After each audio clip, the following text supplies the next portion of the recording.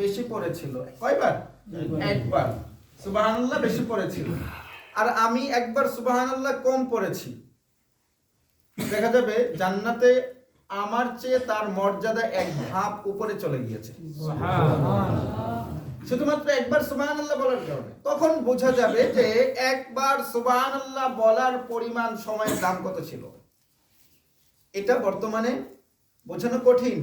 আমরা যেভাবে সময় নষ্ট করি, এই পরিস্থিতিতে বোঝানো অনেক কঠিন। কারণ আমাদের কাছে আমাদের জীবনের মূল্য নেই, আমাদের সময়ের মূল্য নেই। সম্মানিত হাজিরিন, আমাদের জীবনের ভেতর আল্লাহ তাআলা কিছু কিছু সময় দেন অফার হিসাবে। কেমন অফার হিসাবে? আমরা দেখি কখনো কখনো ফোনে এবং সিমে কথা বলার জন্য কিছু অফার থাকে। সেই অফার টাইমটা শেষ হয়ে যাওয়ার পর কি সেই সুযোগটা নেওয়া যায়? নেওয়া যায় না। আল্লাহ তাআলা আমাদের জীবনে এমন কিছু অফার দেন যে সময়টাতে যদি আমি কাজ করতে পারি, আমল করতে পারি, নেক আমল করতে পারি, তাহলে অনেক সওয়াব পেয়ে যাব। কিন্তু এর বাহিরে অনেক সময়, দীর্ঘ সময় আমল করার পর সেই পরিমাণ সওয়াব পাবো। যেমন রমাদানুল মুবারকে এক একটা আমলের সওয়াব কত পরিমাণ বৃদ্ধি পায়?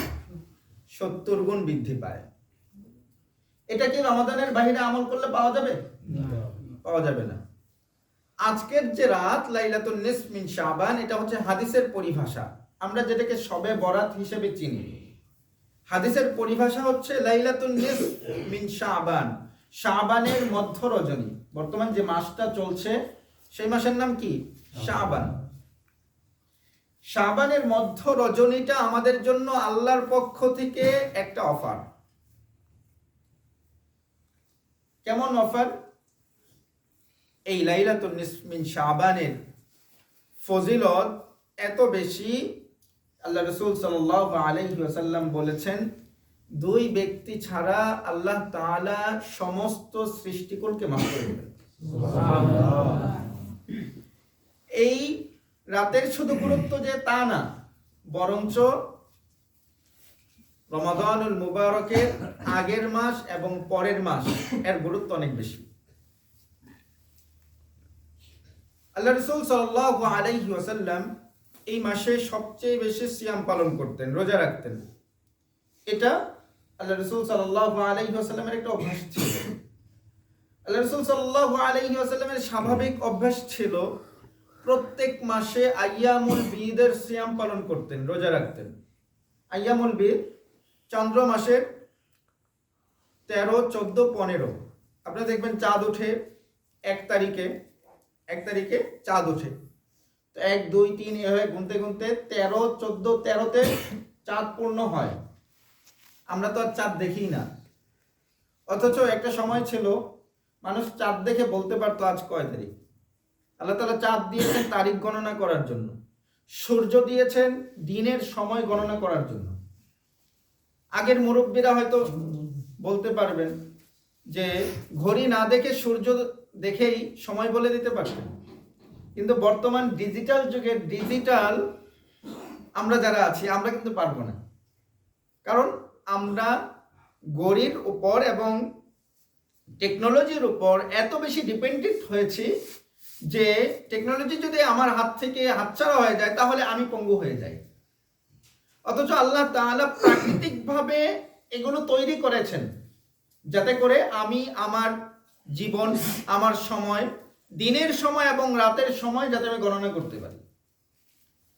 সম্মানিত হাজিরিন, আল্লাহ রাসূল সাল্লাল্লাহু আলাইহি ওয়াসাল্লামের শাবান মাসের আমল কি ছিল, এটা আমাদের আম্মা জান আয়েশা রাদিয়াল্লাহু আনহা বর্ণনা করছেন, যে হাদিসটি মুসলিমে এসেছে।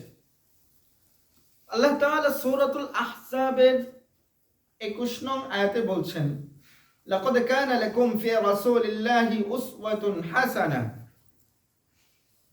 আল্লাহ রাসূল সাল্লাল্লাহু আলাইহি ওয়াসাল্লামের মাঝে অবশ্যই তোমাদের জন্য রয়েছে উত্তম আদর্শ। কার মাঝে?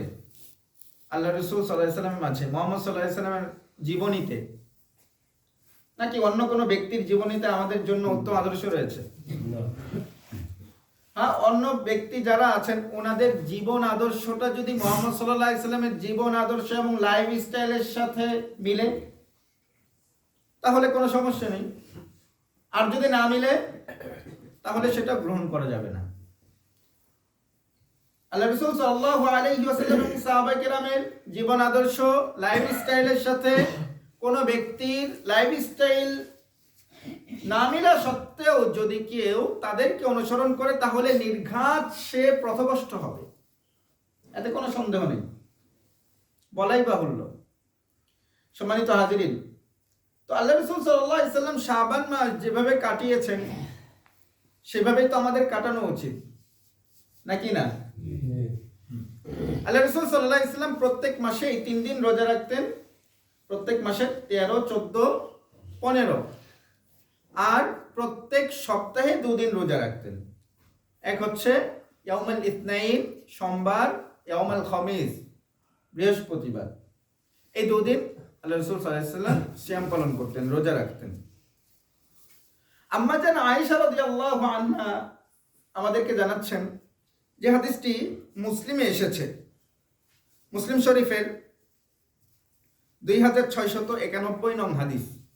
عن عائشة أم المؤمنين رضي الله عنها قالت ما رأيت رسول الله صلى الله عليه وسلم استكمل صيام شهر قط إلا رمضان وما رأيته في شهر أكثر منه صياما في شعبان رواه مسلم। أما جن عائشة رضي الله عنها বলছেন আল্লাহ রাসূল সাল্লাল্লাহু আলাইহি ওয়াসাল্লাম কে কোনো মাসে পূর্ণাঙ্গ রোজা রাখতে আমি দেখিনি রমাদান ছাড়া, অর্থাৎ একমাত্র রমাদানুল মুবারকের শুরু থেকে শেষ পর্যন্ত আল্লাহ রাসূল সাল্লাল্লাহু আলাইহি ওয়াসাল্লাম রোজা রাখতেন, কিন্তু অন্য কোনো মাসে এমন হতো না যে শুরু থেকে শেষ পর্যন্ত আল্লাহ রাসূল সাল্লাল্লাহু আলাইহি ওয়াসাল্লাম রমাদানের বাইরে রোজা রেখেছেন, মানে কামিলান পুরো, মানে শুরু থেকে শেষ পর্যন্ত, এমনটা হতো না। এরপর আম্মা জান আয়েশা রাদিয়াল্লাহু আনহা বলছেন তবে হ্যাঁ একটা মাস ছিল যে মাসে আল্লাহ রাসূল সাল্লাল্লাহু আলাইহি ওয়াসাল্লাম রমাদানের বাইরেও অনেক বেশি রোজা রাখতেন। আম্মা জান আয়েশা রাদিয়াল্লাহু আনহা বলছেন তবে আমি দেখেছি যে আল্লাহ রাসূল সাল্লাল্লাহু আলাইহি ওয়াসাল্লাম শাবানে সবচেয়ে বেশি রোজা রাখতেন, পুরো শাবান রোজা রাখতেন তা না, বেশি রোজা রাখতেন।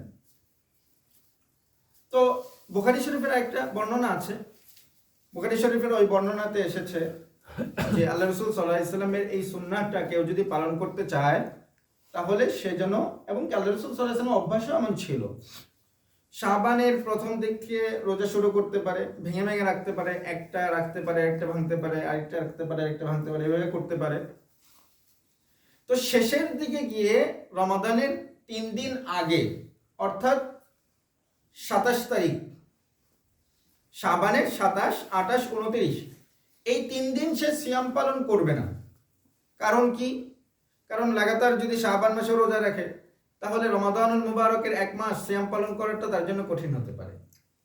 এটা আবার সবার জন্য না, যারা বৃদ্ধ আছে, বয়োবৃদ্ধ, যারা পৌরাণ্যে চলে গিয়েছে, ওনাদের তো রমাদানুল মুবারকের রোজাগুলো অনেক ক্ষেত্রে কিছুটা কষ্ট হয়, তো ওনারাও যদি শাবানের দীর্ঘ সময় রোজা রাখেন তাহলে কিন্তু আরো কষ্ট হবে।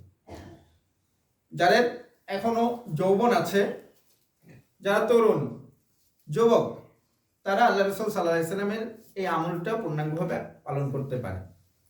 সম্মানিত হাজিরিন, আল্লাহ রাসূল সাল্লাল্লাহু আলাইহি ওয়াসাল্লামের কাছে শাবান মাসে সিয়াম পালন করাটা সবচেয়ে বেশি পছন্দনীয় আমল ছিল। এই হাদিসটা আম্মা জান আয়েশা রাদিয়াল্লাহু আনহা থেকে বর্ণিত হয়েছে। عن أم المؤمنين عائشة رضي الله عنها قالت كان أحب الشهور إلى رسول الله صلى الله عليه وسلم أن يصومه في شعبان رواه أبو داود। আল্লাহ রাসূল সাল্লাল্লাহু আলাইহি ওয়াসাল্লামের প্রিয়তমা স্ত্রী আমাদের আম্মা জান আয়েশা রাদিয়াল্লাহু আনহা বর্ণনা করছেন আল্লাহ রাসূল সাল্লাল্লাহু আলাইহি ওয়াসাল্লামের কাছে সবচেয়ে বেশি পছন্দনীয় আমল ছিল শাবানে রোজা রাখা। আল্লাহ রাসূল সাল্লাল্লাহু আলাইহি ওয়াসাল্লামের কাছে সবচেয়ে বেশি পছন্দনীয় আমল ছিল শাবানে রোজা রাখতেন। তার মানে শাবানে বেশি বেশি রোজা রাখতেন, অন্য মাসেও রাখতেন, তবে শাবানে তার তুলনায় কিছুটা বেশি রাখতেন। তো আবু দাউদে এই হাদিসটি, সুনান আবু দাউদের 2431 নং হাদিস। ইবন রজব হাম্বলি রাহিমাহুল্লাহ তিনি খুব চমৎকার একটা ব্যাখ্যা করেছেন।